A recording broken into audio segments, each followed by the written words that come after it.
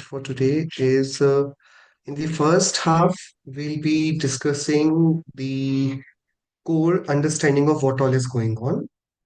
So we'll not be following the book for the moment because we will be consolidating all the concepts learned so far so that we have better understanding of what we are doing. So that we also know how to make sense out of it. And in the next part, we'll have a short break then. We all can relax for like 5 minutes. And then we'll be reading two stories, like one of Rakṣābaṅdhana story, which will be done in the script form. So we will be reading it. And the other is story of Jambu Swami. So those are just stories. So yeah, that will be fun. So in the first half, we are only going to focus on all the concepts that we have learned so far and how they intricately connect with each other and without missing a single uh, part of it so that we can be better prepared for learning and to make sense because at this stage almost everything that Jainism is known for has been covered. Now what is going to be is just the extension and in-depth study of these things. Okay, so if you have any questions, we'll be doing it. It will be interactive. 1 hour, about like till 2 p.m. We'll be trying to wrap it up. But first, we're going to begin with the discussion on like why and what are we learning. Okay, let's start with Mangalacharan.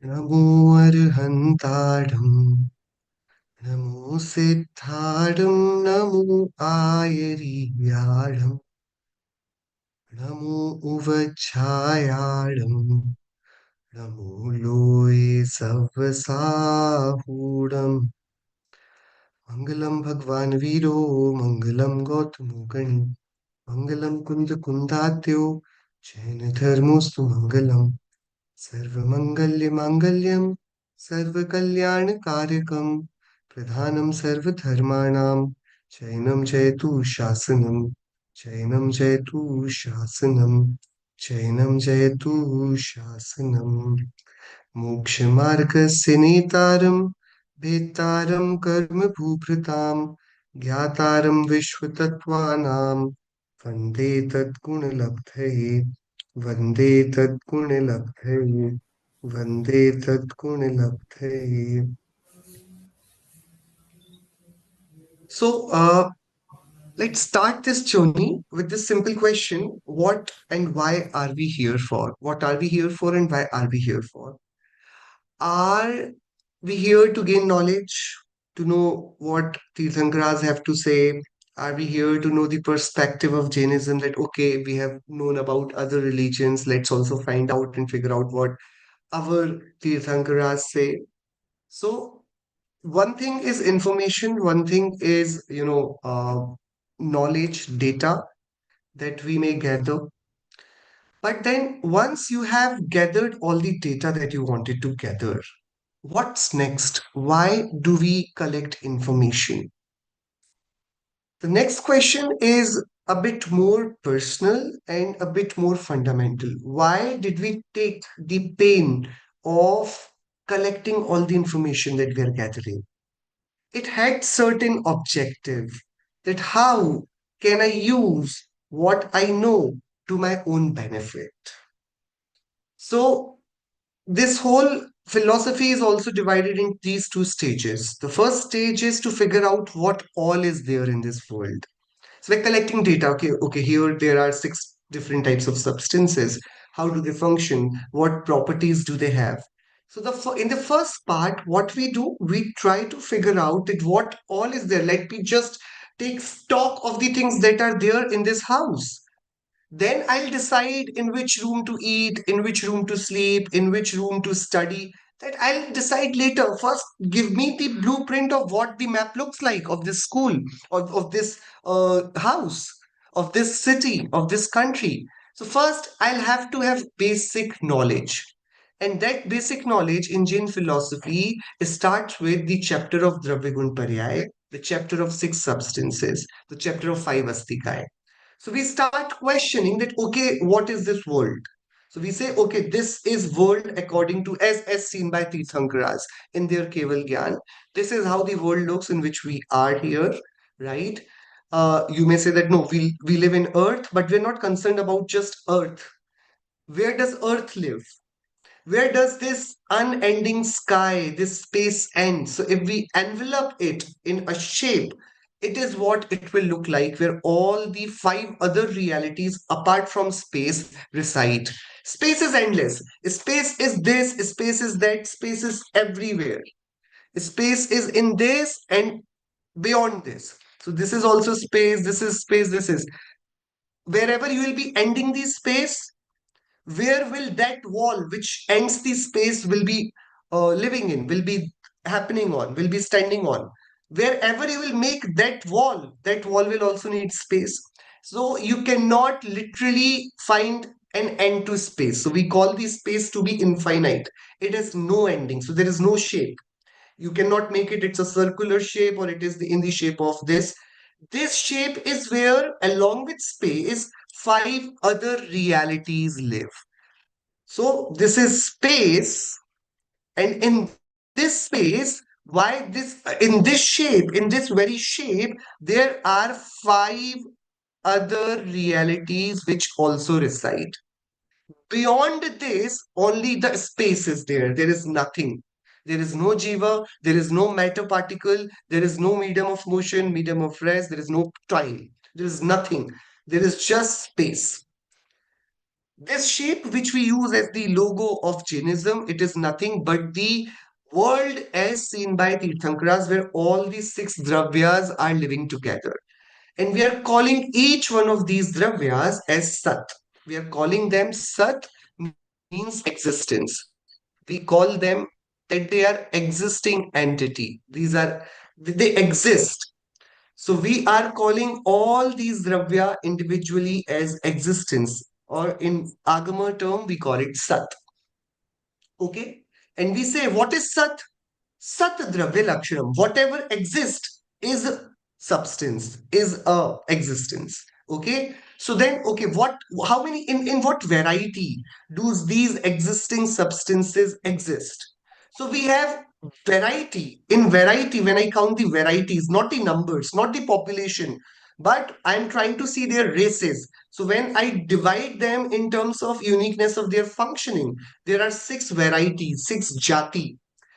Like, so from the basis of jati, from the basis of classification of, unique work done by each substance, the entire population of existence, different existences, individual existences, it can be divided, it can be classified into six major categories. So one is the existence which exhibit the nature of sentience. It is conscious, it knows. We call it jeev. The other type of existence can be seen, can be touched, can be smelt. It has sparsh, ras, gandh, varn, these qualities, but it does not know. We call it pudgal. It's a matter. It's that particular. All existence are same, for they cannot be killed, they cannot be destroyed, they are not created, they are eternal. So, from the perspective of being, everybody has the same nature. Utpad Vyay Dravya Yuktam Sat. Every substance, be it Putkal, be it Dharm, be it Adharm, everybody, they exhibit the same nature, meaning that they cannot be killed and they continue doing their designated work. So a jiva will never cease to know. A Pudgal will never cease to function in terms of touch, taste, smell, odor. It will not. So this is what they do. What all dravyas do, they exist and they function. So existing is called dravya, that they remain, and functioning is called change, or we call it utpadvyay. A new form pops up, the old form goes away. So we call it change. So adravya is a constant. How we denote constant is this, right? Like this is how we denote a constant. We make a arrow and then we close that arrow. This is constant. This is what we say. And how do we denote change? We denote change by a triangle lamp. Like, we make like a change. How do we say? We change. So a dravya is nothing but the combination of change and constant. Dravya is the unity where functioning and eternity they both unite. Okay? And in Hindu philosophy, then they'll call it with different words. So they'll say, okay, there is Shiv, there is Shakti. They'll say that there is Brahma, there is Maya. They would want to talk about the same thing, but they would somehow project it in two different entities. But what Mahavir Bhagwan and all the Tirthankaras are saying that no, the existence individuality in its individuality is one, and this individual single entity, it exhibit these two type of nature. It has constant functioning nature, that it keeps on changing, that is called utpadvay or paryay swabhav. We'll be calling it paryay swabhav. It keeps on changing. It's the state which never stays the same. So this will be called paryay swabhav. And yet, though it is changing, but you cannot change if you do not remain constant. So I met you yesterday and I met you today. And I said, oh, you look different. So you look different. In this, different is changing because you is constant. I cannot observe change without an underlying constant.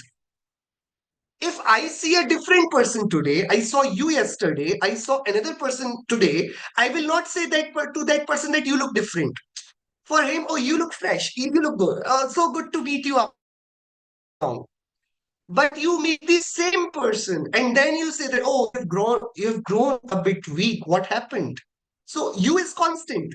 The one who was not weak a week before is now looking weaker. So this change, the acknowledgement of change came with this underlying constant. My house now looks a bit old. So this transition from new to old, the house remained constant. So for any change to be observed, it requires an underlying constant. So we say a dravya has two swabhav, single entity exhibits two contradictory nature, that it remains, we'll call it dravya swabhav, which does not change, and despite being constant, it continuously changes. It changes on the foundation of that constancy. Yes, everybody, simple, straightforward. We have done it so many times, but I just want that we never slip on these concepts. These are very basic, very important, very life-changing concepts of Jain philosophy. So this has to be not misunderstood or half understood or wrongly understood. So if you have any question, we can have discussion on this. There is no timeline because we're not doing this course so that we know a bit better, about Jain philosophy in better way. We're doing this course so that we know about ourselves in better way. Right? So yeah, the course is at one place, but understanding these concepts in a way that it helps us in our routine life, that is, I think, fundamental to why we have opted for this course. So you have to be very particular about the understanding of it. Yes, Vinici, please. Jai Janubaji. Just want to clarify Utpadvai Dravya. So we're talking about Utpad is in origination, Paryai, Vyay, which is effectively cessation, stopping, and then Dravya is Yes, Vinay. permanence, and then Uttam Sat is eternal truth. Have I got that concept correct? This is not Satya. Satya is truth. Oh, This is Sat. Sat, Uttam Sat, sorry, apologies, yeah.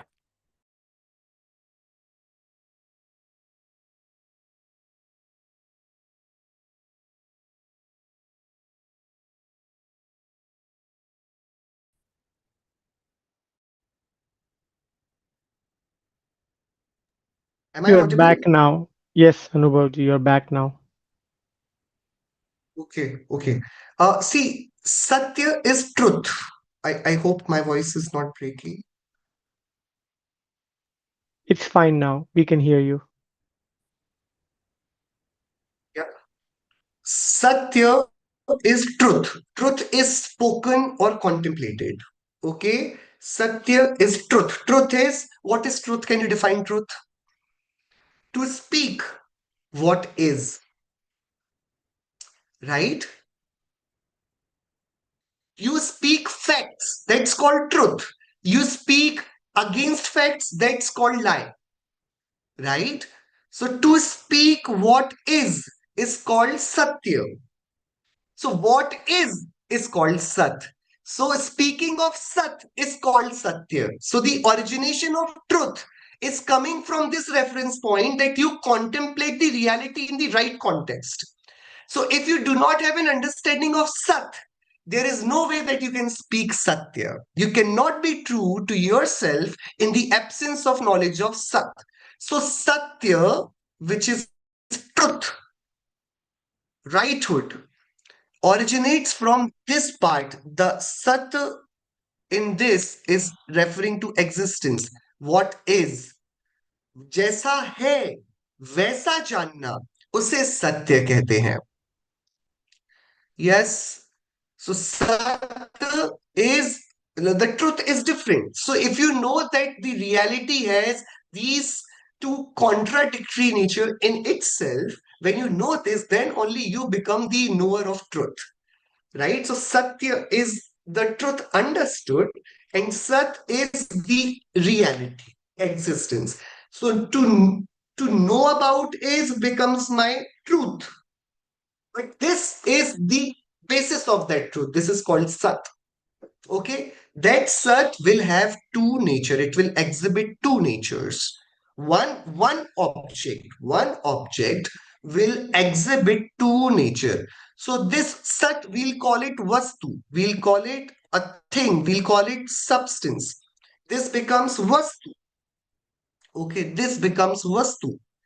And because it is exhibiting two contradictory natures, one substance exhibiting two different seemingly contradictory natures, we'll call this vastu as anekant vastu. Ek is one, and more than one is anek. So this one substance had two nature, one of paryay, the change, other of being constant, not changing. So if you'll ask me, does soul die or does it not die? I will say it dies as well as does not die. So two things, I'm contradicting myself.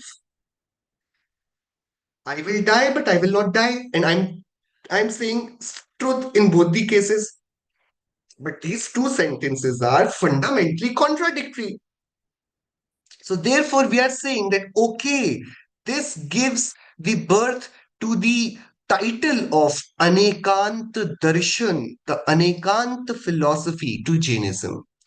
Why we are being called Anekant? Ant is dharma. Ant means swabhav. Anek is more than one. So one substance has not one, but more than one properties, more than one swabhav. And therefore, when you look at it, you have the luxury of exercising your viewpoint at what swabhav you are focusing for the time being.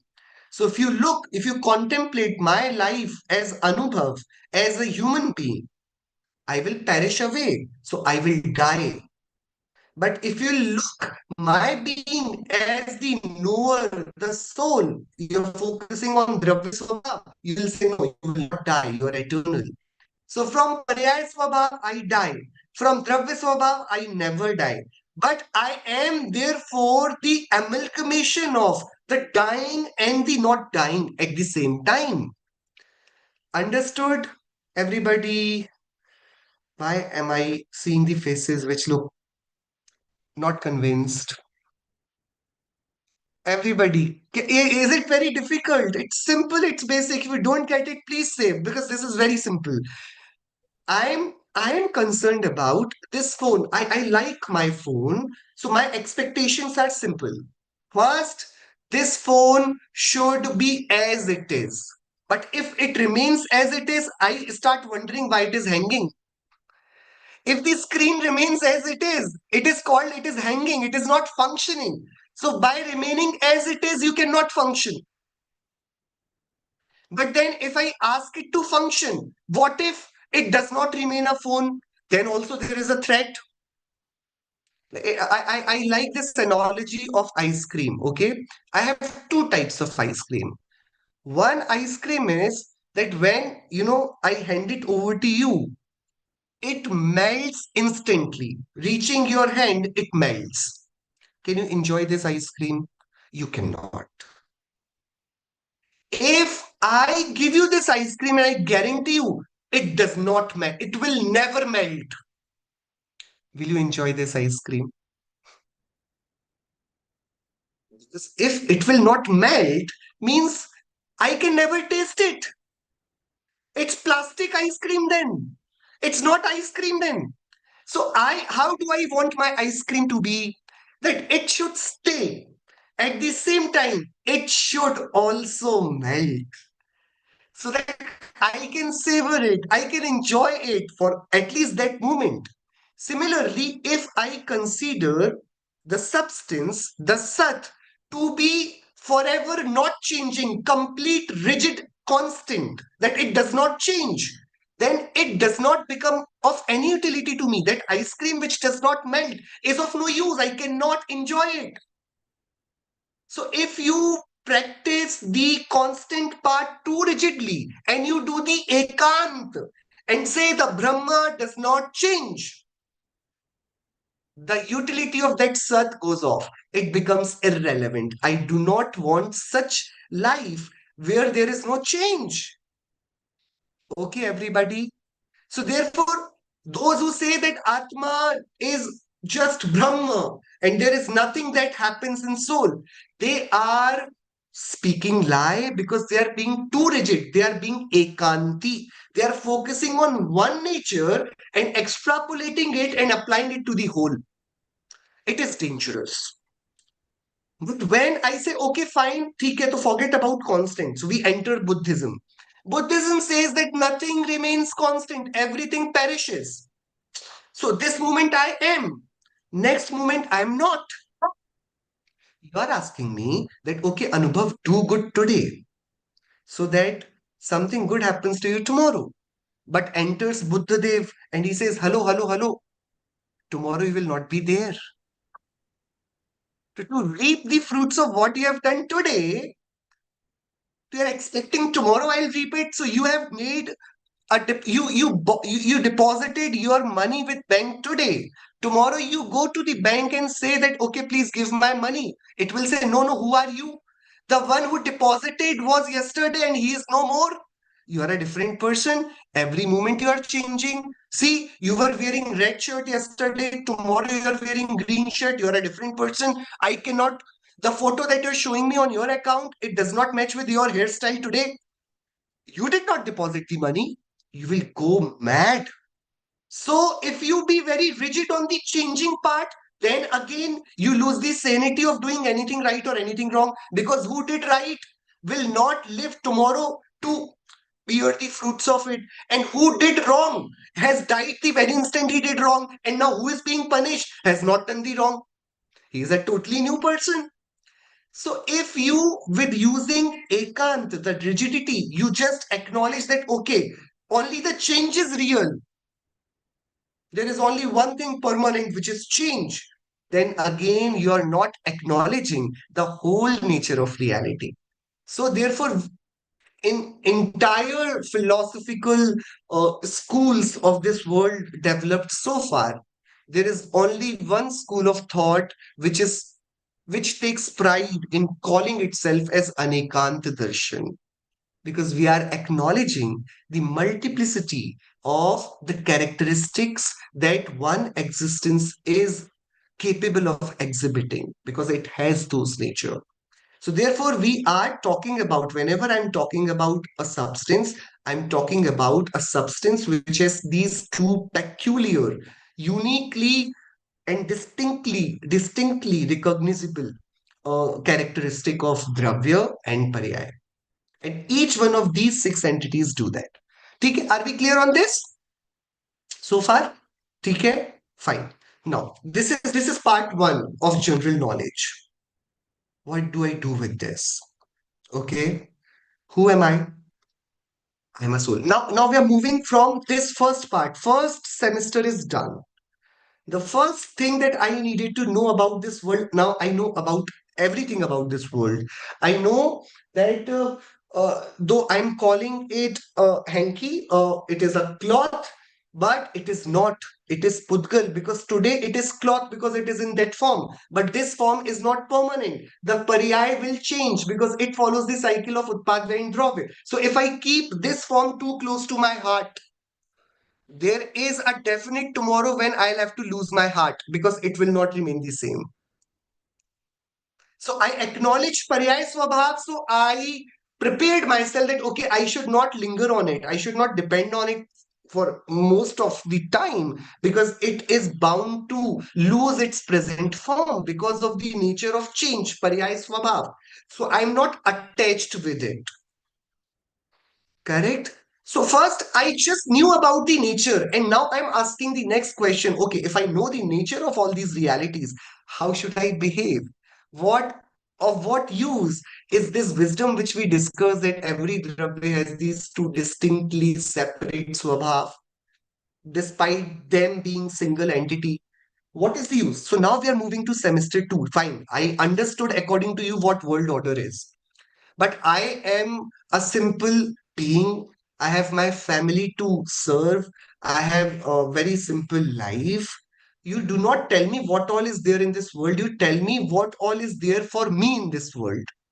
So now I became one individual party who is very selfish and who is willing to better the state of life for itself.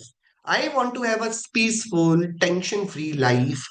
You keep all the knowledge of world with yourself. I don't care what all is going on in world. You tell me what is there for me. So now you separated yourself from this world. Earlier, while I was garnering the general knowledge, we were looking at this world at what all is there. So we got to know that, okay, there are such six types of different dravyas. All the dravyas exhibit the same nature, but they have distinct qualities. Like Jeev dravya is the knower, Putkal dravya is the matter, Dharm, Adharm are medium of motion and medium of rest. Akash is all the space that you see, and Kal is the time, the change through which you function. It facilitates the change in you. So we saw, okay, these are the functionalities of this world. But now, please, I don't care much about this world. I care about myself. I know I have certain problems. I know I have tensions that I have no answers to address. So you tell me something that will benefit me, right? So now Tirthankaras, from the point of view of how to perceive this world, they say, okay, so when you take the cap of a knower, of a jiva, the whole world becomes your subject. Yeah, your conscious being. So what Ajiv is for you, what the rest of the world is. This Ajiv should be rather called rest of the world. Because for me, if my stomach is aching, okay, and my mother loves me a lot, okay, can she feel the pain that I am feeling right now? Can my pain be shared with her? Can she take like 50% from me and say, okay, Anubhav, be happy. Let me suffer with you. Hmm? Your Bhagwan have died for you. You need to be thankful for that. People will say that, okay, he suffered so that we could rejoice. But this is not happening in my family. How can this happen with a random person whom I do not even know who happened to be on this earth 2000 years ago? You are saying that he died for my pains today. So this is pure. insanity. Like what? So I cannot delegate my pain or my joys to my immediate loving family member. So what does everybody else become? They all become just a distraction. So if my mother is saying that, okay, let me help you, Anubhav, she's just distracting so that I cannot focus on my pain. She's not helping me with pain. She's helping me with distraction. Okay, chalo, sleep. Take this pill. It will go off.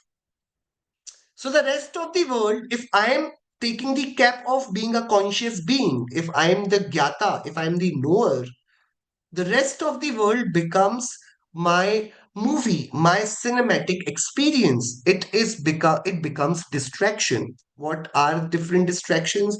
I have Putgal, which will include all my family members because I love their bodies, not just their soul. And I care more about their bodies and very less about their soul. I am very particular about the well-being and health of their bodies, but very little do I care about what will they do after they pass away from this world if they are not exposed to truth, if they're not exposed to the right understanding of the life principles. So I'm worried about which school my boy goes to. I'm worried about what he eats. I'm worried about whether he'll have secured a future or not. And all these worries are of his body, of his career, of his life. But there is no worry about how to tell him that he can also defeat the attachment and aversions, which are our real perpetrators, which are our real enemies, which make us suffer. We do not care about it. So these all become distraction. And when you distract yourself, when your focus is outward, when you're more concerned about others, that okay, my house should be beautiful, that my body should look beautiful, that I should have enough. These distractions lead to attachment and aversion. And when you go after them, guess what? They come after you. And there starts the spiral of samsara. You go after them, they go after you. You go after them, they go after you. So the Ashraf Band. It's kind of that web which a spider builds for its enemy. But at the end of its life, it finds itself so weak that it dies in the same web which it wooved for its prey. The same thing happens with us. We build our own web thinking that others, the money, the fame, the friends, they will be there on this web, where we do not realize we end up getting bonded with the karmas that are going to dictate our entire future. So now what Mahavir Bhagwan is saying, that forget about that there are six types of tattvas. I'm telling you from your perspective of how to see life and how to see it, that you are the knower and there is so much of distraction. The notion of beauty being outside of you is so popular. It's advertised like anything, and there is a good chance that you'll fall prey to it. You'll fall victim of, you'll become victim of it. You'll run after it. The moment you run after it, you forget Utpad Vyay Swabhav. You want to make everything permanent and everything yours. And that's how you do Ashraf Bandh. And that Ashraf Bandh leads to karmic influx. So what should I do? What should I do? You should rather give yourself some direction. Instead of being open to every subject that you can see, stop being distracted. Start giving yourself direction. You put your focus, instead of going outward, you look within, you seek within, you reduce your radius. You reduce your radius. You reduce your radius. What will it do? It will lead to systematic disruption in this making of the web. We call it samvar nirjara. The ashraf, the influx of new karmas will stop. That will be called stoppage or samvar. And Go-down of karma by bandha, which we have inculcated, we have incurred so far, even that stock will start getting expensed out. And that will be called shedding. That will be called nirjara. Of what good it is? Of what good it is, you ask? It will remove this web and you will attain moksha. You will be free from this entire web. And that's how you will be happy. This is the whole notion of seven tattvas. After learning six dravyas, Jiva, I realize that, okay, out of six realities, I am not this body. I am not the one who has a sparshras gandhavarn. I am this knower. And if I am Jiva, why my whole direction is towards Ajiv? For my focus on Ajiv sends invitation to new karmic influx. That's ashrav. That ashrav, whoever is invited, they also stay. It is called bandh. And if I keep continue doing this, the sansar remains. So what I need to do, I need to push back this bandh by exercising samvar, by not looking at a jeev, by looking at jeev. This samvar then lead to nirjara, and when it is practiced enough, it will lead to moksha.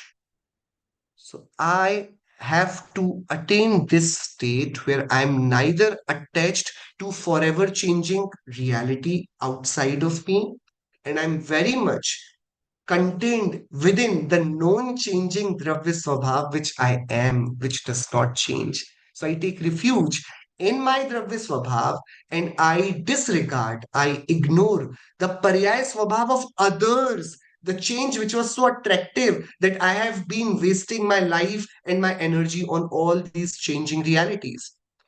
So this is how the when we say seven tattvas, you can also call it the blueprint of Moksha Marg by Tirthankaras.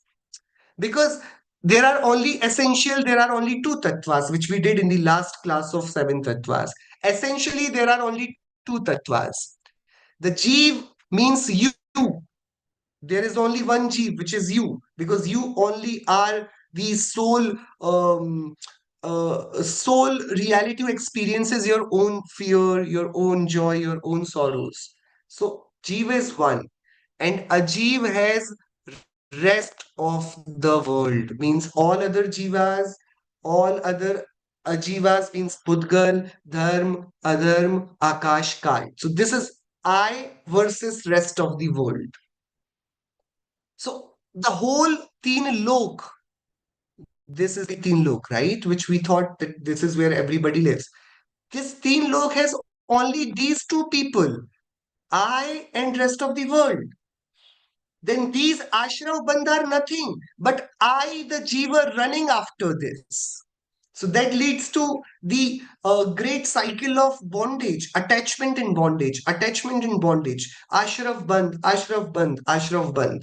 That leads to that. My rag, my dvesh, it leads to this forever cycle of ashram and bandh. When I realize that, oh, what am I doing? Why am I being the enemy of my own life? So I realize, okay, my looking up to others with the expectation of joy, with the expectation of life, with the expectation of bliss is the real reason that I'm suffering. So I garner the wisdom of remaining in me.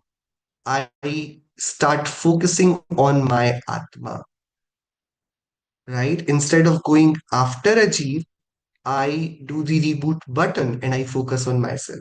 And then focusing on yourself is called samvar, is called nirjara.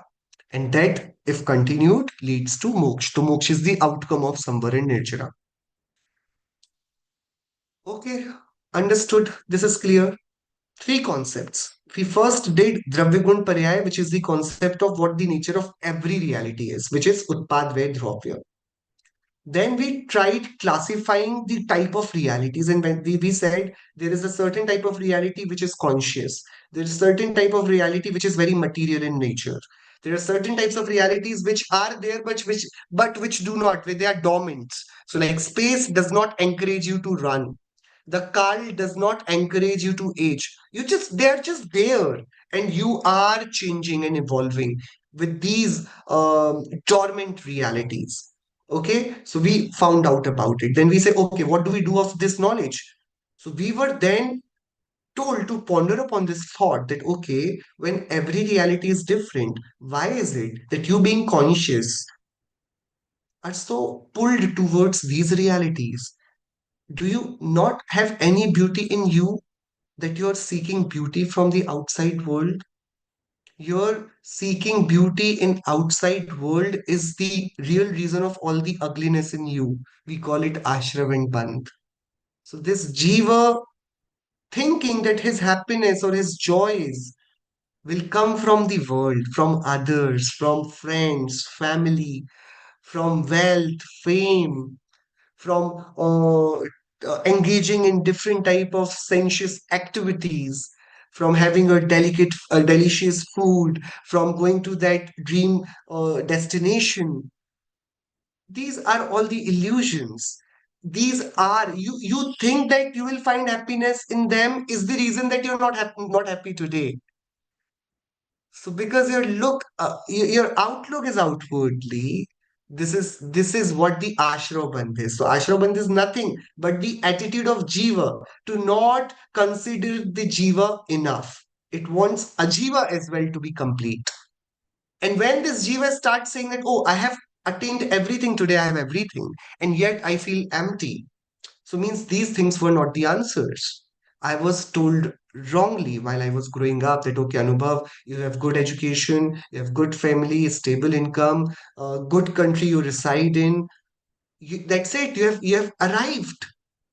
Congratulations, you've made it. Your parents are proud, your teachers are proud, your school is proud, your country is proud. But I am not happy despite having everything. So then, okay, so I tried everything outside of me. Let me give myself a chance that I tried something within me. So when the soul takes refuge in itself, this process is called samvarnirjara. And when we continue doing so, it leads to a state which we call moksha. So these seven, the jiva doing what it does to a jiva results in these states. So if jiva is attracted toward a jiva, Ashrabandh opens. If Jiva is contented in itself, somewhere Nirjara Moksha opens. Okay, simple, simple. Okay. But now the complexity. This is what we understood from the point of view of how it is working. But in technicality, how does it function? Now, because right now I was just considering myself. But when I am being in anger, when I am cheating, so when you're looking at me, you will call me a cheat. Fine. But if I am a cheat, there has to be somebody whom I cheated. What about his loss? You have told me, you have given me a good speech, you have very well schooled me. Fine. But is it enough? Is it only that had happened because of my anger, because of my deceit? There is other part as well who got affected. So similarly, because in world we are not alone, we are operating with so many other realities. So our wrongdoings have also effect on the surrounding realities. So my growth is not my alone. It also called and involved that Pudgal karma. So now the karma is also the party of my growth. Hello everybody. I may say that I am being angry right now and this is my business alone. But what about the other person whom you have just thrown this stone? He's bleeding right now. How can you say that it is your own business? You have hurt that person as well. So because of your anger, there have been repercussions. So you are to okay, you're saying, okay, fine, I'm sorry, I have corrected, I have accepted my mistake, and it was all my mistake. Fine, but the sorry does not undo what you have done. Yes. So now every mistake of Jiva will have two stories to tell. One, what it did to Jiva. Other, what it do to things around it. So when I'm saying I did Rag Dvesh, we'll call it Bhavashram. This is what Jeev did it to itself. But what this happen? What does it mean? What does it implicate? That oh, karma have also come. That is called Dravya Ashrav. Standalone, when you're focusing on what Jeev did, we were saying, why did you do Krodman Maya Lop? Why did you do Ragdvesh? Why did you do attachments and aversions? And we thought, okay, we'll not do it. But does it end the story? Not that easily. You started something. That one moment of anger, for that anger, this victim has to spend a month in hospital. Similarly, for one moment of Krodh, Atma will have to spend Sagar in Naraka. That one Parinam, the repercussion is not of one Samay. Parinam is of one Samay. The emotion is of one Samay.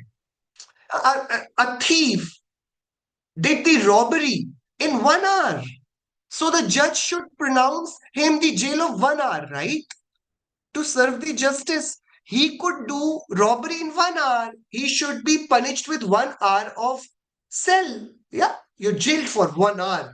And I'm doing tit for tat. No, it does not function that way. The jiva did growth for a samay, but the repercussions are not so simple. We'll have to bear the heat of its consequences or of its parinam, which he did so unthoughtfully, right? So therefore, now just every story, everything that we talk about will have two perspectives. The first perspective will be this perspective which is focusing on the soul. That perspective we'll be calling it Bhav Ashrav, Bhav Bandha, Bhav Samvar, Bhav Nirjara, Bhav Moksha. This is when we are only focusing on what Jeev is doing. So when Jeev did Rag and Dvesh, we called it Ashrav and Bandh, Bhav Ashrav, Bhav Bandh. When Jeev started practicing soul and doing Shuddhopyog, we'll start calling it Bhav Samvar, Bhav Nirjara, Bhav Moksha. Okay? But when we'll, zoom out and we'll see, oh, while he was doing Rag, this party from Karma was also being invited to the soul. They are also coming. So whom to blame for this? This is Dravya Ashram, which this Jeev, out of its madness, did. A thief does not invite the police, or does he? You tell us. Who called the police? I called the police. Yeah, I called the police. Who called the police? It's thief who called the police. Though he was busy doing robbery. So if you ask thief, what were you doing? He'll not say, oh, I was calling police. But that does not mean that he did not call the police. Similarly, when you ask the soul, what was he doing? Soul will say, I was just angry. So he'll say, oh, ye to bhabashraf kar raha tha. This soul was busy doing bhabashraf. But no, not like this. This soul was actually calling the karma police. So who brought these karma? Uh, who left his doors open so that karmas could come in? He did. He did. Do not blame the winds for the mess they created in your house. It's you who left the windows open. The karmas did not chase the soul invited the karmas. Yes, everybody. So that's where the notion of Nishchay and Vyavahar comes. The notion of speaking, keeping the self at center, and speaking, keeping the repercussions, consequences at center. Looking at the Nimitta and looking at the Upadan. These all things, they originate from this understanding. When I am just focusing, so let's again see it from a different. See, we are talking about the same world, the same six substances. First, we were talking about focusing on to enhance our general knowledge. We are asking what all is there. And we were told there are Utpad, Ved, Dravya, Yuktam, Sat, the six varieties of Sat, Jeev, Pudgal, Dharma, Dharma, Akashkal, and those who make this world. Then I said, okay, fine. What is the good of knowing this? Then, oh, please, you are the knower, you are the audience, and this world is putting a show for you so that you go out and purchase ticket. You think that they're entertaining you. No, they're looting you. Yeah. Like what happened? India had this Republic Day. Okay.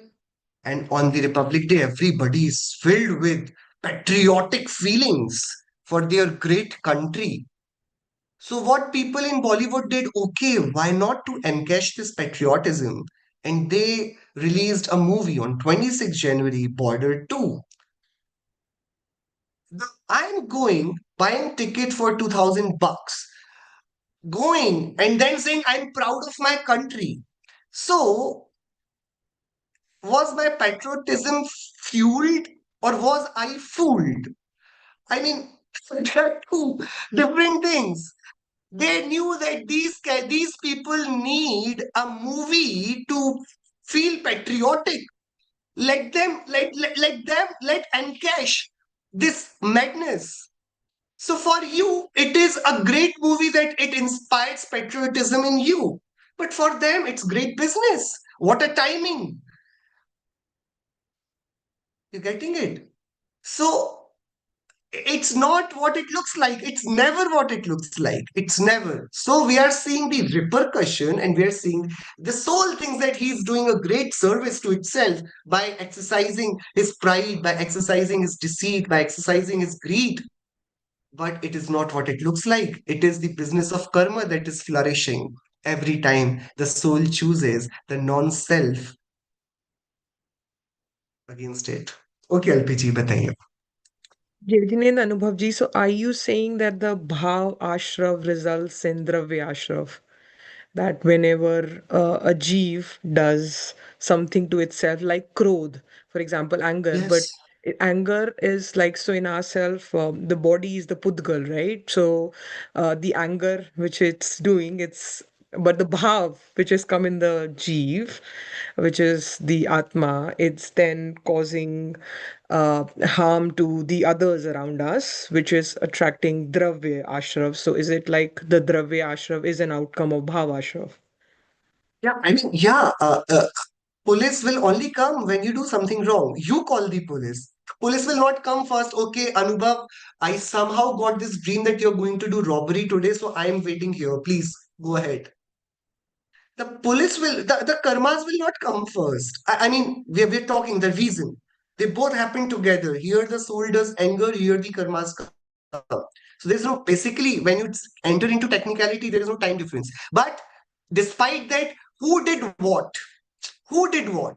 It is because of my growth the karma has come. It is not because of the karma that my growth has come. No, not the other way around. The influx, the new incoming of karma is by invitation, is not by surprise. Jiva, through its yoga shakti, through its man, vachan, kaya, through its body, mind, and words, invited karmas. This is what we did in the next chapter. After seven tattvas, we had the chapter of karmas. And this is why I wanted how everything is so intricately related. So now let's do. Now, after understanding how the seven tattvas are functioning conceptually, keeping the jiva at center, now let's enter this complex arena of where everything is becoming so complex. So what are we? We are jiv. By jiv, we are the knowers. We are the knowers. And I will know everything thrown at me. You cannot not know. If something is there and you have the capabilities, if you have eyes and there is a colorful thing in front of you, you cannot not know if your eyes are open, right? If you have nose, if you have ears and there is loud music going on there, you cannot not know it. You then may choose to close your ears or change the direction of your walk, whatever. But a jeev does not have the luxury of not knowing because knowing is its nature. And nature never perishes, it cannot be stopped. So you cannot not know. That's why people have to take sleeping pill because they feel like that their brain will burst. They want to stop this storm of thoughts, wild thoughts in their brain, and they cannot do anything about it. Yeah, because you do not have control. If there are thoughts in your mind, your gyan will know. The knowing is its nature. You may look at it like a curse. So therefore, a person would want to commit suicide. better that if my mind stops working, maybe I'll stop worrying. But it forgets the nature of Sat. Sat is changing yet never dying. So he dies so that he may again plan his one more death in the next birth, because he's not doing the right thing, contemplating the nature of self. He is just taking the easy way out. Okay, let me finish myself without knowing that nothing can be finished in this world. Fine. So this Jiva is the knower. Okay. This knower has old karmic stock with it. Okay. We'll call it the Sharir, Karman Sharir, right? And because of that old karmic stock, it has the inspiration of doing attachments and aversions. Yeah, it does rag and dvesh because it has reason to do so. Okay. And because of that old karmic, so this old karmic stock results in two things. First, the old karmic stock results in the impurity of thoughts of this jiva. We call it bhava karma. This is called dravya karma, the karma with the jiva. The karmic dust which are there with the jiva, that karmic dust is called dravya karma. The karmic dust, the karmic substance, we call it dravya karma. Okay, everybody? Simple? What it does, this karmic dust works in two directions. Okay? So there are two types of karmas. The first, what it does, it limits the capability of this soul. This soul is bigger, it is a knower. But the khatiya karma, the khatiya, the karmas which are responsible to affect the very nature, very core of the jiva, it produces bhav karma, it produces agyan, it produces asayam, all sorts of shortcoming in jiva. And what cannot attack jiva but creates the illusion of attack, that is aghatiya karma, which is responsible for this body, this family, this wealth, this name, this fame. All these things are the function of aghatiya karma. The karma who do not disturb the soul, but they create the trap in which the soul can be fooled. So what if overnight I replace the mirror in your room in which you see your face with a filter, that whenever you see, you will see that there are black. I mean, the filters are very easy to have now, within this Instagram and Snapchat age. Filters are everything, right? So, you go in front of the mirror and it removes your hair. You'll go shocked because you have no idea that, somebody has changed your mirror. And then you'll be worried as long as you take your as long as you do not take your hands to your head and see that, oh, the hair are actually there, the mirror shows you bald, you'll be worried. This is what ghatiya karma does, aghatiya karma does. They tease you. So they will make you a bit shorter. So everybody in your friends group is about 5'7", 5'8", 6 feet tall, and you are somehow 5'1", 5'2". You do not have any body pain because of being short. You do not have any, short memory because of being short. There is no impact on your identity as a jiva. But somehow it created an impression that, oh, I'm short. I should have been longer, taller. So what Aghatya Karma does, it does not directly attack the soul. It creates the illusions where soul can be fooled. It does not need to contemplate those aspects, but it does. So this is called no karma. That okay, I do not have a beautiful house. I do not have a good car. My family is too noisy. So this is not the result of my direct internal karma. This cannot be the reason of my being upset, but somehow it becomes the reason of my being upset. Yes, everybody. So the karma with me is functioning. It is an all-out attack. Inwardly, it is limiting by my capability of knowing, my capability of feeling. And outwardly, it is sowing the trap where I can be, teased. It is literally teasing me.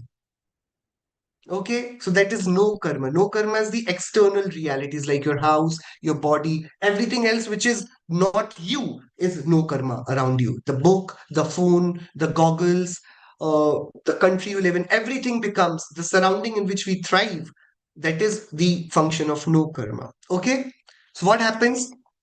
This jiva, because of this internal previously accumulated karma, this previously accumulated karma, this jiva, when focuses on the outside trap of no karma, it somehow has the feelings of rag, dvesh, and moha, the bhav karma.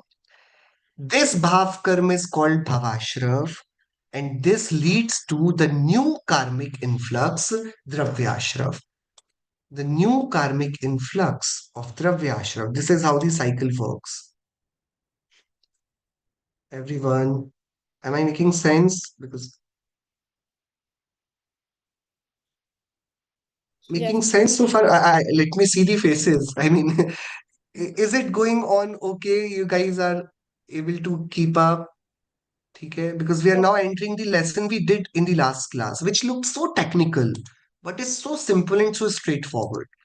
So, what I did, I had previously accumulated karmas because of my previous wrongdoings of, going after Ajiv Tattva. So that led to previously accumulated karma, which is lying with me right now. We call it Dravya karma. That is there with me. The Dravya karma is there with me. The Dravya karma is there with me right now. Yes. What is it doing? It is doing two things. It's an all-out attack. Bahar, outside, it has sowed the trap like, my body is not good, my family is not good, I do not have enough. All these things, they are called no karma, which are the fruition of aghatiya karma, coming from my own karmic stock. Yes. And this also, by focusing on this no karma, which is ajiv tattva, basically, that I was, engaged with, it is leading to the origination of bhav karma. That bhav karma is my attachment, my aversion, my misunderstandings, my ignorance. That is called bhav karma. And because of this, we'll call this bhav karma as bhav ashram, and this will give invitation to this new karma. This new karma. This will be called dravya ashrava. Understood the cycle, how complex it is? So when this karma comes, that coming of this karma is dravyashrav, and me, by my bhav karma, by my rag, dvesh, krodh, man, maya, lobh, that my bhav ashrav, I have invited this dravya karma. So my real crime is this bhav ashrav. Yes, simple. It's simple. It's very simple. So no karma is what? It is nothing but the rest of the world that we were talking about. Attraction of which led to this bhav karma. And what? Therefore, because of this bhav karma, we are calling it bhav ashram and bhav bandh. Yes. And because of this dravya karma, we are calling it dravya ashram and dravya bandh. Understood? It's simple. What is happening where will automatically make its own title. So what is happening in my bhav becomes my bhav karma. So that is bhav ashram or bhav bandh. What is happening in karma becomes the party of karma. So that will become dravya ashram. The dravya karma will become dravya ashram and dravya bandh. Okay, simple. Okay. So now what you asked again. Is it because of the karma that I am doing rag and dvesh? So I become a puppet in the hands of a puppeteer. Like what you asked LPG. If the karma are making me do rag and dvesh, then there is no point because I am just all the threads are in the hands of karma and I'm just responding to that karmic fruition. And then this story ends and we should just close this class and do whatever it happens because the karma will decide. It is not our understanding that will change anything. So it is not like that. Then how it is? It is like a snake charmer and snake. You tell me. The snake charmer with his trumpet, with his beam, it makes the snake dance. But there is a fundamental difference between these two situations. The first situation is of a puppet and puppeteer. The puppeteer is the malik, is the owner. It decides which hand the puppet will rise. But the snake charmer, all that it has is control of his trumpet, of his beam. It cannot tell the snake to dance. It is the snake which thinks that whenever I hear the sound of trumpet, I should move. But now, if you look closely, the snake has liberty. It can say no to dancing. It can say no to dancing to the tune of this snake charmer. Similarly, we have been so used to the music played by the trumpet of karma that the moment something good happens, we start dancing. Something bad happens, we start crying. We are just dancing to the tune of the trumpet played by the karma, which are accumulated in us. But there lies a very, very, very tiny little light which is invisible. That line, where lies our independence. That when something bad happens, I will not feel bad. Feeling bad is in my head. Situation is not in my head. When there is a situation which is very good, I'll remain calm. I do not have to be excited. The situation is not in my hand. My reaction to the situation is in my hand. So that taking ownership of your reaction to the outcome, to the situations which are crafted by karma, that leads to bhav samvar, bhav nirjara, and that what it does to this karma, the new karma stops coming. This is called dravya samvar, and the old karma, which is there accumulated, that keeps coming out, keeps coming to fruit. So constantly it stocks empties. And then there comes a point where you take your complete ownership, that will be called bhava moksha, and the karma take complete departure, that will be called dravya moksha. Okay. As long as we think our situations dictate our reaction, we are nothing but the puppets in the hand of karma. But the moment we take ownership and we say, okay, let it play the trumpet, I'm not going to dance. And that's when the moksha marga starts. That's when the situation starts changing. Understood? Simple? Simple. Any questions? So, what type of karma do we attract when we do this? What type of karma? We have just 2 more minutes and then we'll stop. Okay, it's simple. So, karma bandh, when I go after a jeev, when I attempt to, I cannot go after it because that is an individual entity. I'm a different entity. Two substances cannot meet. But when I go out, when I go after karma, the karma also, in order to, for every action, there is equal and opposite reaction. Karma also then tries to hug me, and it hugs me in two different ways. First, it does what it does. It says that, okay, I'm first going to directly affect your capability of you loving me, of you going after me, of you treating me. So Jiva has its 4 fundamental attributes that make it Jiva. Just like Pudgal has Sparsh, Ras, Gandh, Varn, the 4 fundamental attributes that make it Pudgal, Jiva has 4 fundamental attributes which make it Jiva. Those fundamental attributes are Jnana, the knowledge, Darshan, the perceiving power, Sukh, the bliss, the joy, and Virya, the power to operate, the power to know, the power to be. Yeah. So darshan, gyan, charitra, and virya. Darshan, gyan, sukh, and virya. These are the 4 fundamental attributes which Jeev has. So what karma does? Karma sends one part of its truth Okay, one part of its troop is sent to attack and fight Jeev on these four attribute fronts. So the karma which went after the Gyan gun of Jiva is called Jnana-Variniya karma. The karma which attacked the darshan attribute of Jiva is called Darshana-Variniya karma. The karma which attacked the peace, the happiness, the bliss of Jiva, it is called the Mohaniya, the deluder, the most dangerous karma. Which further, because it was such an important task, it further had, its subtroops. One attacking the belief system of Jiva, other attacking the character of Jiva, the conduct of Jiva. So Mohini again had two sub-troops. In itself was another sub-army of karma. And the one troop was sent to Virya Karma, the Antarai, the great obstructor, attacked the very power of Jiva. So Karan said, okay, fine, this is all about Jiva. We do not need anything. We do not want to trouble the Jiva anymore. But then why not have fun? See, this is what we did internally to Jiva. Okay. In old Bollywood movies, this is what the villains used to do.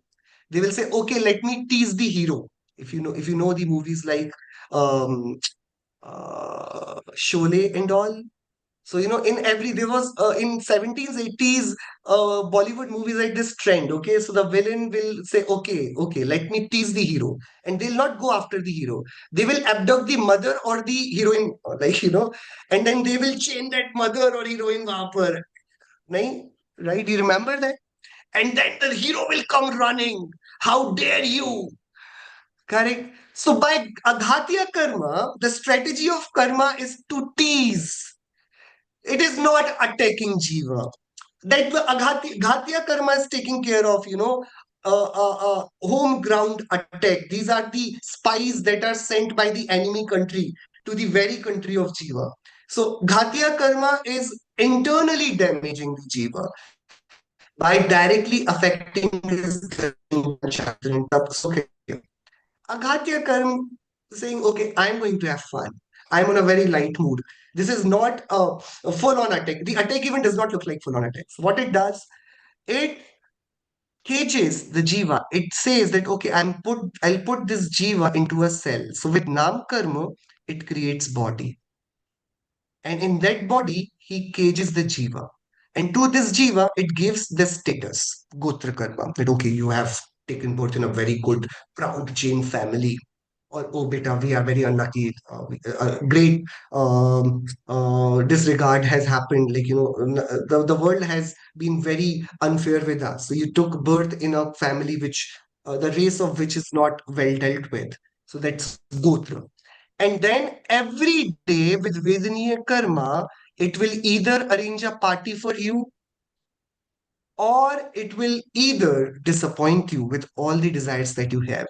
And now the karma will watch. Outside, it has made with Aghatya karma the whole decorum, and inside, it has deluded the jiva with heavy glasses on its gyan so that it cannot see clearly, with heavy, what should we say? It is deluded in a way that, okay, you have so many misconceptions about it. So that's how the karma work. The karmas have 148 prakritis. How those prakritis function, 148 prakritis. So every karma, because based on its all-out attack on jiva, it has different prakritis, and this is how the karmas function. Fine. So this is simple. I'll stop over here. It's, I think, already very overwhelming, but I hope we now know what we're talking about and how all these concepts are coming in and taking shape, right? So if you have any question, please ask. Or let's take like break of like 5 minutes and then meet after 5 minutes, and then you can come with your question. We'll do very light stories, and that will be it. Okay. So let's meet after 5 minutes, or you want to do question? It's 2:15. Let's meet after 5 minutes, and then you can also think while. Okay, fine. At Sounds 2:20 we good. all Okay. meet. I mean India time. Okay.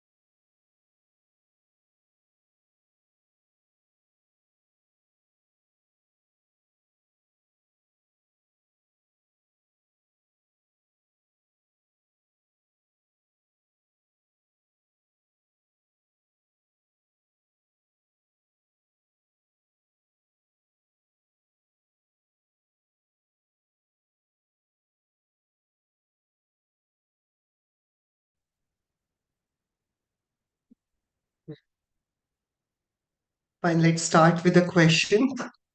Jakshaji has a question, had a question, I think. Yeah, so if Bha- Ragdvesh attracts Ghati karma, what attracts Aghati karma? No, not Ragdvesh do not attract Ghati karma. Ragdvesh just send out the invitation to karmas. Hmm. And then karmas send out their two troops to make revenge. So they order themselves divide. Jiva does not, like the thief cannot say that, okay, I want the traffic police after me or the criminal police after me. The police will decide what type of crime it is and what type of investigation agencies to be sent. Okay. So one Jiva is only doing, the thief is only doing one criminal activity, that is robbing a house. One. The Jiva is doing only one criminal activity, that it is doing Rag Dvesh. Now that one rag dvesh is now getting divided into 8 types of punishments by the karma. Those 8 punishments is called 8 karmas, or majorly, like, one to hollow it from within, and the other is to make a trap outside of it, to make it fall prey to that trap. So Ghatena, so karmas, this is all the authority of karma. This is not, Jeev does not get a say in this, that okay, I want this type of, I only want Nam karma to be to come, I only want Jnana Varni karma to come. No. For every parinam, there are 7 karmas that are definitely coming. The Ayu karma comes on specific timelines. It does not come every time, because the bondage of Ayu happens usually because it's a contract for the next life. So it does not happen that easily. It follows certain rules. So except Ayu karma, all these 7 karmas are every moment being invited by this rag dvesh doing atma. Okay? Okay. Okay. Good. Thank you. Any question anybody has? Anubhavji, just wanted to say, Alpaji has posted on the WhatsApp group, which you said about the 148 Karma Prakruti. It is on in Gujarati, but it gives that breakdown, which is quite useful as well, like the 4 Ghati, 4 Aghati, and then that breakdown. So just wanted to share Yes, that. yes, right. Great. Yes, I just saw it. Yes. Yeah. So all the types of karmas are covered in this, and what type of karma does what. I'll also share this one simple chart where uh,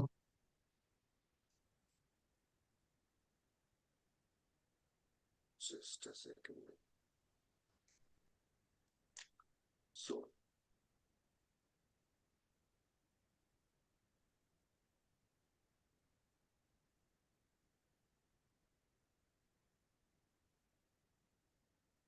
is it visible? Yes, simple 148 karmas, and now I have also put in the numbers of which karma has what, how many members in its family. So Jnana Varni has 5, Darshana Varni has 9, Mohini has 28, Antara has 5. Total 47 karmas are attacking the soul by entering it. I mean, by directly affecting its intrinsic attributes. 101. Vedaniya 2, Ayu 4, and Namkarm is like complete construction company of what it decides about body, what it decides about our voice, what it decides about the appearance. It has 93 Prakritis, Uttar Prakritis, and Gotra Karma is 2. 101, Araghatya. You add 101 plus 47, it becomes 148 Prakriti. But what are they actually doing? What are they affecting? So Darshana Varni is coming because of Darshan. Jnana Varni is attacking Gyan. Darshan Mohini is attacking the belief, Samyaktva. Charitra Mohini is attacking the conduct, Charitra. Antaray is attacking the power, Virya, potential. Now, Vedani, Ayu, Nam, and Gotra, they are attacking the karmas which do not affect our directly, if Atma is invisible, Atma is Amurte, what joy do we derive out of it? It's just the quality of Atma. So, Sukshmatva is being invisible. But because of Nam Karma, we are not, we can be identified with this body. You want to know where my Atma is? Find out where my body is. I'll be there. So now Nam Karma has made the invisible soul traceable. So it has affected our invisibility, Sukshmatva. So these are called Pratijivi gunas. These gunas do not mean that the soul will be suffering with up because of not these gunas not functioning. But the Aghatya karmas, they only, let they do not, they only create these situations in which the soul can be teased. So this is simple how like the karmas all attack plan is on soul. Okay. Yes, Kapil ji, a question. Anuj, mine is a very simple one actually. We say this whole world is made up of 6 dravya, and they have always existed as kind of we follow. So that includes Jeev also. So Jeev existed forever. We also know that Jeev requires other Putkal or a body to live in. So where was this before? Or it could be, or was it Mukt Jeev? Were we all, liberated souls in the past? We were all Siddh, and then, we did something wrong, and then we started to come into these bodies. Or were their bodies always existing because life form, at least for timing, science has, discovered it only to a particular past age. So where was Jeev before that? So this is a very genuine and very important question. Whenever we say that, okay, the Atma is with karma, it is attached, it is bonded with karma. When did it start? When was the first time that the first karma came? And then it engulfed, it get bonded with Atma. Let's tackle this first part first. What if we were free before, and then there came a moment where the karmas entered the soul? If we believe that, there is a problem. If I am pure, then I need a reason to do rag and dvesh. But if I am already contented, if I am vitragi, there will be no reason for me to do rag and dvesh. And without doing rag and dvesh, without doing bhavashrav, the karma will not come. So if Atma is thought to be in pure state in earlier times and then it got later corrupted, that does not live the logic, because then your Siddhas can also anytime come back to the earth after being corrupted. But we do not believe that after becoming Siddha, it's a journey that you never come back from. Correct? So this is gone, that okay, Atma was pure and then it got corrupted. But then when this did it start? So the examples which are given in the Shastras are like this, that okay, the things that shape like the gold, whenever it emerges in a mountain, right? It does not emerge in its purest of the form. It will be formed, and then you'll have to extract that piece of mountain, and then you'll have to purify, and then you will be able to extract the gold. So things, when they are in their initial state, they're always found in impure state. Petrol you do not find in its pure state. You do in refinery, you refine it and then you extract it. You do not find oil. You have groundnuts and the oil is there, and then you extract oil from it. You do not have ghee. You have milk, and then you extract ghee, you extract curd, butter out of it. Similarly, in Jain thought of the world, the Atma and Karma have indefinitely been always together, being no question of did the first egg come or did the first hen come. When the Atma did Ragdvesh or when the Karma come, they both were forever because there is no trace of beginning. This question would come and there will be a trace of beginning. So yes, if this happens in this way, then there will be a problem. The beginning will be questioned. So any point you say that it started then it disrupts. Okay. Okay. Next question. Yes, Shreyaji. So in the slide that you had displayed for the karmas, there was Mhm. something called this prakriti and on the top and at down there Yes. was there was kashai and there Yeah, so was there are four types of contracts that are made. So let's say there is a wedding in your house and you are inviting people. So what are the things that you require, the basic things?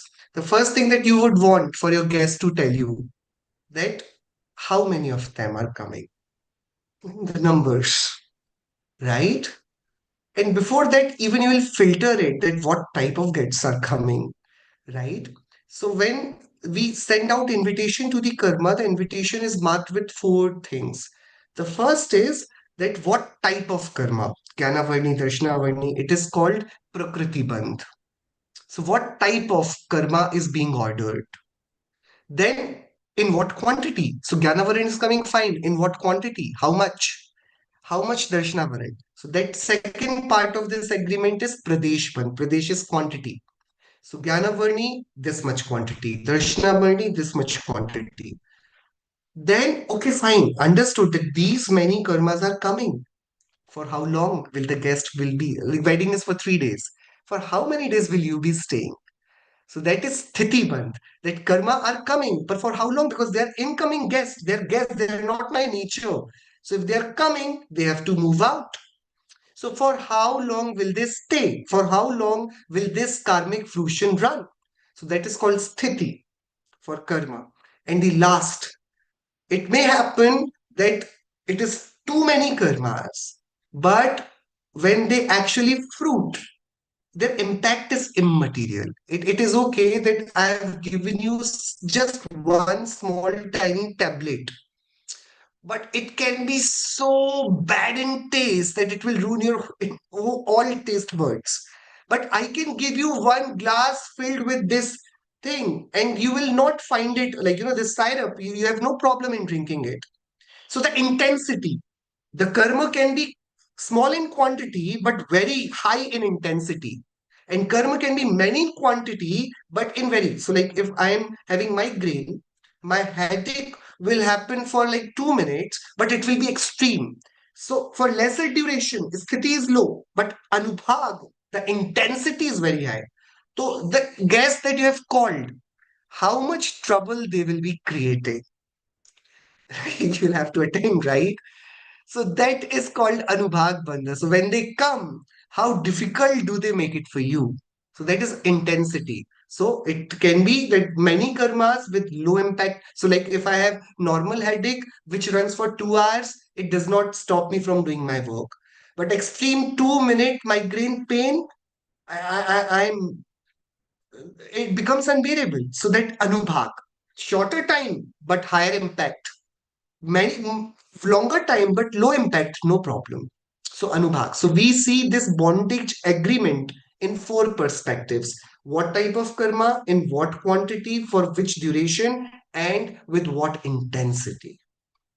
So this is how the karmas are judged when they are bonded with soul, because soul needs to know. So every karmic agreement will have these four aspects to it. बंध के चार प्रकार हैं. प्रकृति बंध means what type of karmas are coming. Pradesh Bandh, in what quantity karmas are coming. Sthiti Bandh, for what duration the karmas are coming. And Anubhag Bandh, with what intensity the karmas are coming, of what intensity the karmas are coming. Okay, good. Thank Any you. other Thank you. question anybody has?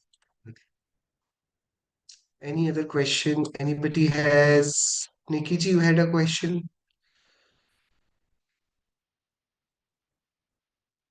Sir, regarding the 8 karmas, I want to know there are few of the questions actually, 4 or 5 questions, but you can answer according to the Please, time. please. The question is like how do we feel these karmas to tackle with it? In order to tackle with it, how do we feel each of these like Gnanavaran, Darshanavaran, and Mohaniya? Mohaniya is simple that yeah, it's some illusionary.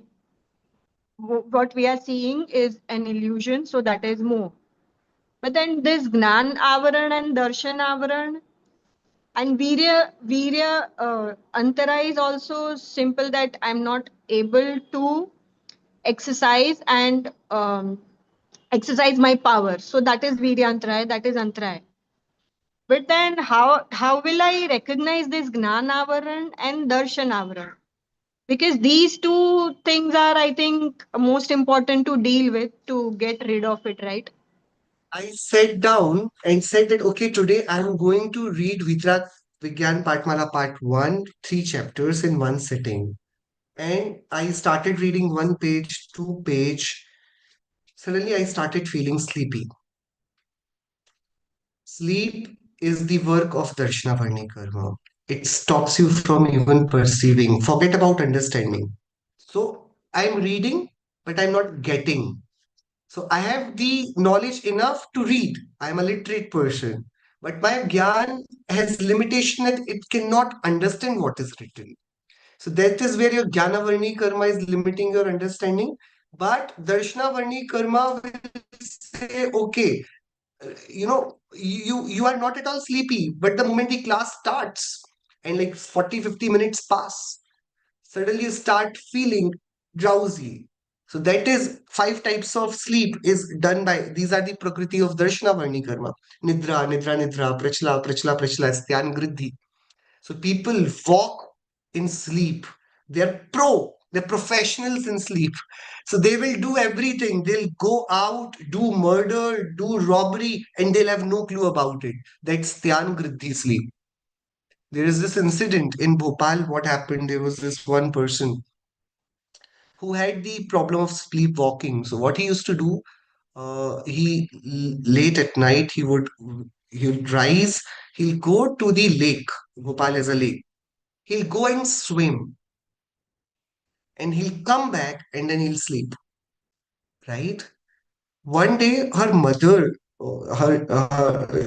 she woke up from her sleep and she saw the why this boy is not here in his room. And she went, she followed, where is he going? And she saw that boy jumping from the lake. Now, mother knew that he did not know how to swim. So the mother screamed. And when the mother screamed, he woke up. He woke up and he did not know how to swim and he drowned. He died. This is actual thing that happened. So who was making him swim then for all these nights? Styankriti, this is Darshanavan, in which you will not find a person whether he's sleeping or not. He's so gone in his senses. So this attacks perception, the art, like the power to perceive. So Darshana will directly deal with our perceiving power. Perceiving, after perceiving you, your knowledge operates, your gyan operates. So gyan, I mean, I'm good in arts, but it becomes very difficult when there are numbers. So my Jnana Varan is restricting me to know, I'm not good with data. I'm not good with statistics, but if you'll teach me theory, I'll teach. So we all have others like our interest in where our knowledge functions, where it does not function.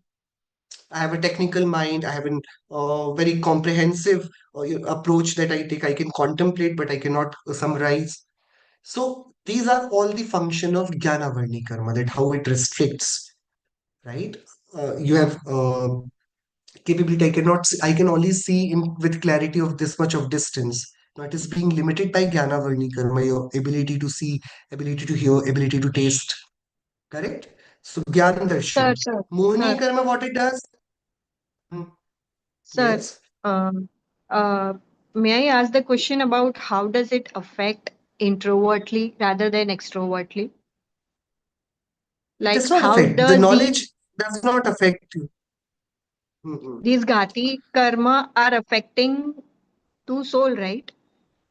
So if I'm least Only bothered they are about the outside affecting thing, the ability of the soul. They're limiting my power to know. So I could see a thing very clearly 100 meters away from here. I could see Pele. Now I do not. It does not. It has no clarity.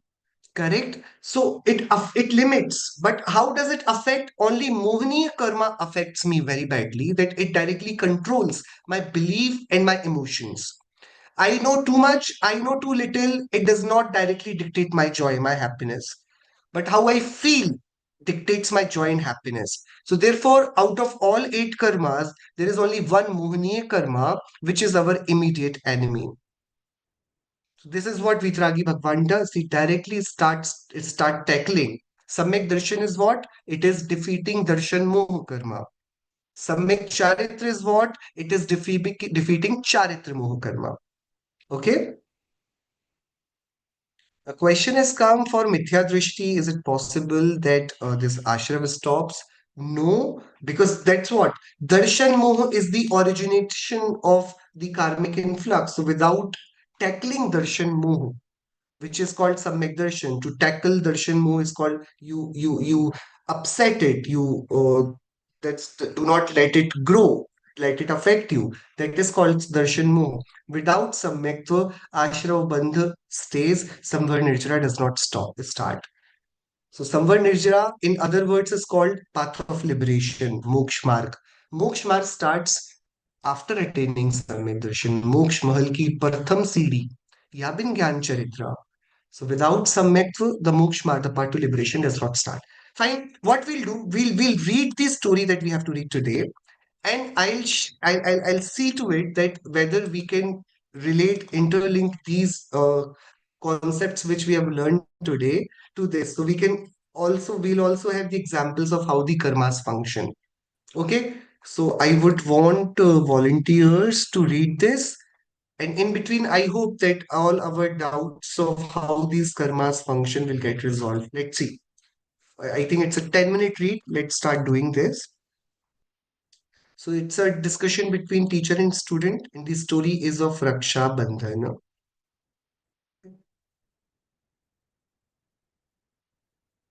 Who is going to be teacher who has not done the reading for a long time now? Please.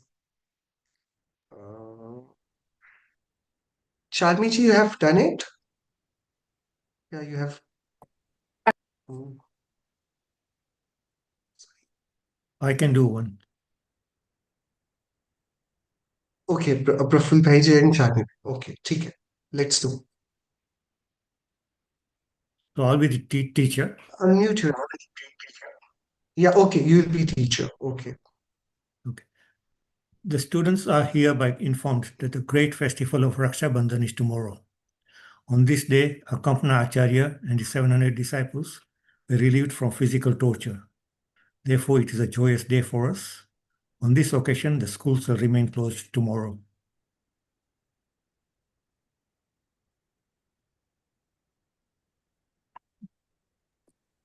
Okay. Can you hear me now? Okay. Who was Anukampana Yes, Acharya? yes. What kind of physical torture were they subjected to? And how was it stopped? Please explain that in brief. Listen. Akampana Acharya was a Digambar, sky-clad monk.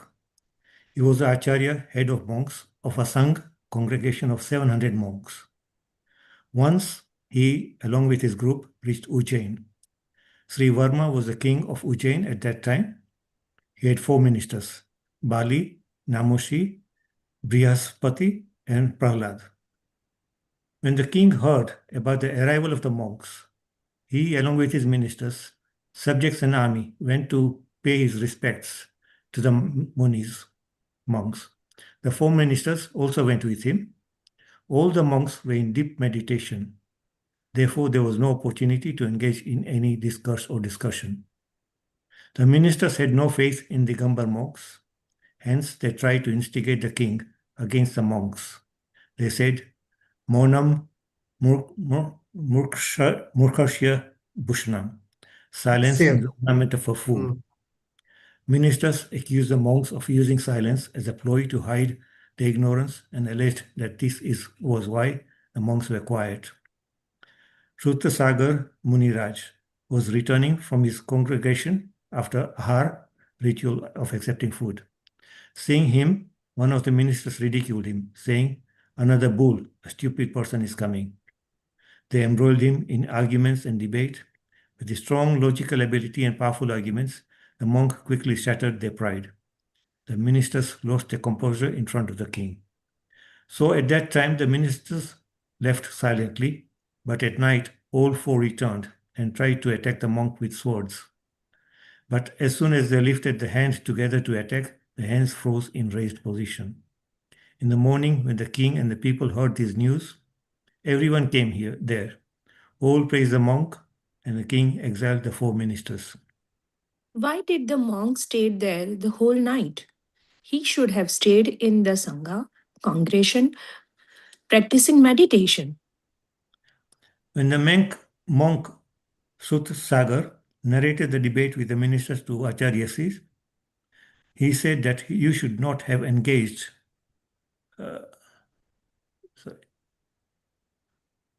So I'm lost. Okay. Where am I? Okay, so he said you should not have engaged in the discussion at all. Because just as the milk fed to a snake makes it more venomous, similarly, spiritual discussion with an ignorant person with intense passions only increases the anger. In this state of intense passion, they could return to inflict some upsurg, physical torture.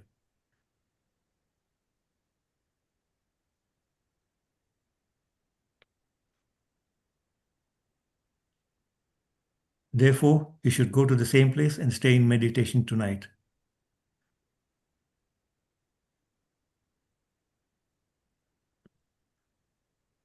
Those 4 ministers went to Hastinapur and started working under King Padamrai. Once, when he was pleased with something, the king awarded them a boon of their choice. They requested the boon be granted at a future time. Once the same Akampana Acharya, while doing vihar, when monks move from one place to another, is called vihar, along with his 700 disciples, arrived in Hastinapur. On seeing the Munis arrive, Minister Bali asked King Padmarai to grant him the pending boon. He asked that he be allowed to rule the kingdom as a king for 7 days. As soon as he became the king, he started inflicting intense upsurg of physical torture on the Munis. At that time, King Padmarai's brother, Muniraj Vishnu Kumar, who had previously accepted the order of monkhood, saved them. How did a weaponless Muni, Vishnu Kumara, save the 700 Munis from a powerful, cruel king? Muni Vishnu Kumara had acquired the power of Vikriya Riddhi, ability to transform the size of his body. What is this Vikriya Riddhi? Vikriya Riddhi enables the one with this power to make one's body as big or as small as one wishes.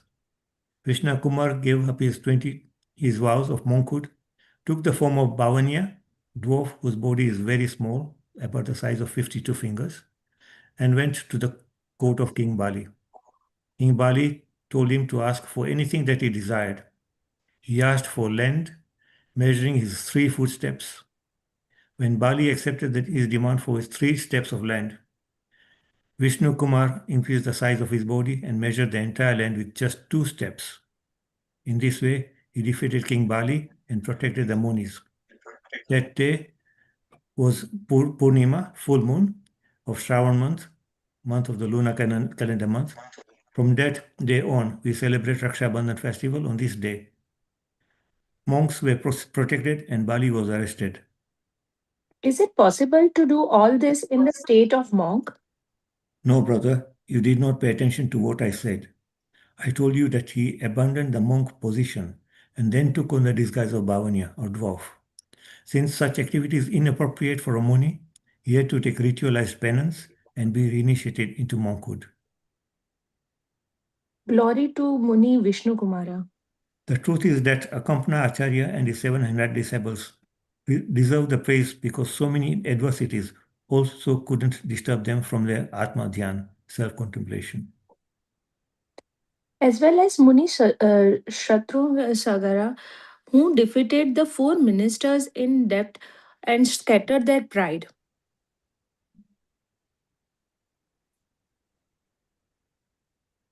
His scholarly wisdom is praiseworthy, but he should not have entangled with the wicked.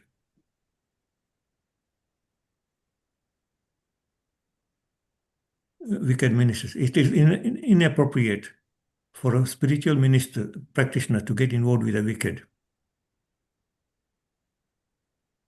Can't you see? All the conflict was a result of this only. Therefore, every spiritually inclined person should distance himself from complex worldly distractions and remain diligent in Tattva Vyas, the study and practical of spiritual fundamental elements. It is the true way to protect oneself from worldly bondage. I think we all are familiar with the story of Rakṣābaṅdhana, Yeah. right? How many of you have heard it? Like, is anybody who has not heard it before?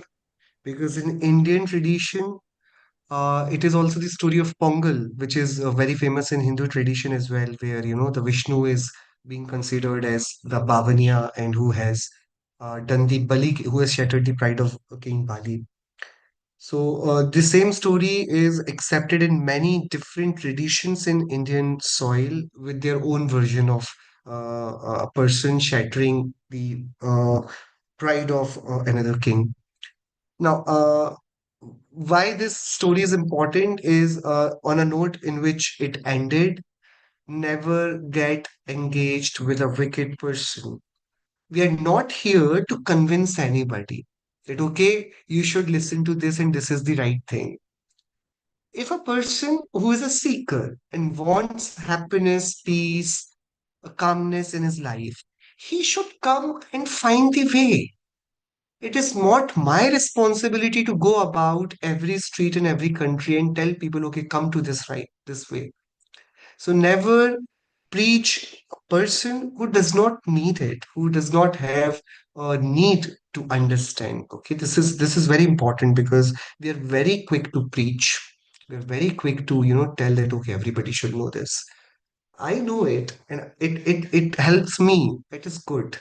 If somebody else asks me about it and they're actually curious about it, we can share. But we should not have this greed of everybody should know about it. Everybody should follow this. Okay, first thing. Now let's just apply the chapter of karma to this. So what happened? The four mantris, the four ministers of the king. In which city was it happening? What is the name of this city where this is happening? It's Ujjaini, Ujjain of present India. Yeah. So there came Akampanacharya with his Sangha or congregation of 700 monks.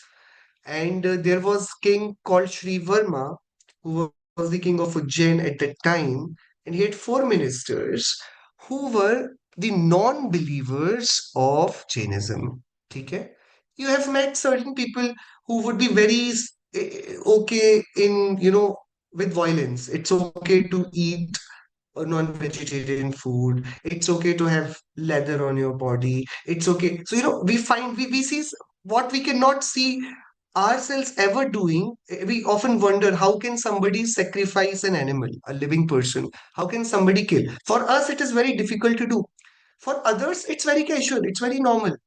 So what is creating this difference? This is the difference of Charitra Moha. Charitra Moha dictates the level of our Kashaya. So Charitra Mohini Karm, those who have higher intensity of Krodh, Man, Maya, Lobh, Kashaya, they find it very casual to engage in activities which we refrain and we wonder how would somebody do that? Why would somebody do a crime as heinous as that? We wonder. But you ask that person, for them it's okay, casual it is. So these degree because they have higher amount of charitra mohini of functioning, and we have the subtle. We do not have it in very intense degrees. So this is why. So, but what these four ministers were, they were non-believer of Jaina tradition, and by that we mean that okay, they did not believe in the world order given told by the Tirthankaras. And why it is important? Not because Tirthankaras have told us. It is because Tirthankaras, we are assuming that they're all knowing and whatever they have told us about Vastu, about Sat, it's true. So somebody who does not believe in it means is a non-believer. Why is he a non-believer? Because of Darshan Mohaniya Karma. Okay? You're violent because of Charitra Mohaniya. You are in delusion, in wrong belief because of Darshan Mohaniya. We're just trying to find out how the karmas are functioning. Then they went to do darshan, but no Muniraj entertained anybody. Everybody remained immersed in their own knowledge. See how externalities do not affect. How we do not, if we choose to not dance on the music of that trumpet, because so many people coming to worship you, you may get flattered. But Akampanacharya and 700 monks chose not to dance to the tune of those who are bowing down. So Aghatiya, Sata, this is Yash Nam Karma. That they have glory to their names and so many people adore them. So that is the fruition of Sata Vedaniya Karma. That is the Nam Karma, which is Aghatiya Karma. Niraj are indifferent to it, right? So how Aghatya Karm do not dictate your reaction. You dictate your reaction. Okay. So but while returning disappointed because these people filled in their arrogance wanted to have a debate and wanted to show the king that these people do not know anything. So they were feeling disappointed that okay, Maunam Murkhasya Bhushanam. Those who remain silent because they are incapable of they do not have any knowledge. So when on their way back, Shrut Sagar Muniraj was coming. Now, Shrut Sagar Muniraj's name is Shrut Sagar. Shrut is wisdom.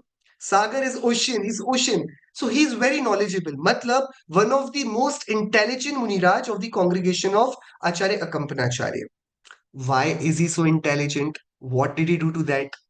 It is Jnana Variniya Karma, which is not in that way it is coming in fruition to them. So the wheel over their knowledge is little. From the perspective of karma, we're talking. Why do I know less and do you know more? Is because of change in the wheel of Jnana Varni Karma over our knowledge. So because the wisdom of Shrut Sagar was unmatchable to these four petty ministers, they got defeated. Fine. Fine. So see, Jnanavarni, Darshanavani Karma is also sorted. We have seen Darshan Mohini, we have seen Charitra Mohini. We have seen Aghatya Karma ka some instances. Then what happened? Out of rage. So see, when you cannot act according to your own will, then you react taking violence. These ministers come back and they try to kill Shrut Sagar Muniraj. Then they freeze. Why could they not kill? It is because of the Ayu Karma of Shrut Sagar. With Ayu remaining in your stock, you cannot be killed, be it 1%, be it 4%. So then in the morning, the Raja comes and he's very furious and he's very ashamed. So he also says, Ki, "Theek hai, let me get these four ministers killed." But again, they are not killed because Shrivat Sagar says, forgive them. Why? Because even their life, their Ayu Karma has to be there, right? And the story goes forth. We'll be talking about this in the next upcoming session. You have any questions, please, whatever we discussed today, just keep it in mind that how this whole is to be seen in sequence, and then it will make all other things very easy. Fine. So in the next session, we'll resume with our curriculum. We have only discussed half of the story this time from the reference of the Karma chapter. Okay. Any questions, you can post them on group as well. Let's do Chinmani Stuti. निज निधि निज में बताई यह अनंत उपकार है उसके लिए इन वाणी माँ को वंदना शत बार है उसके लिए जिन वाणी माँ को वंदना शत बार है 9 times from Karma.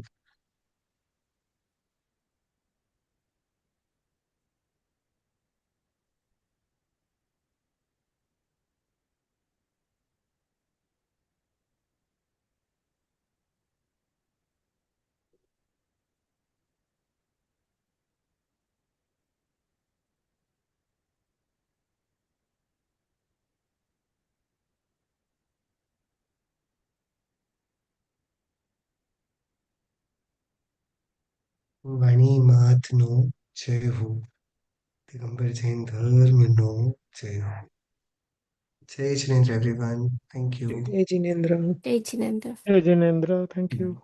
Jai Janandana.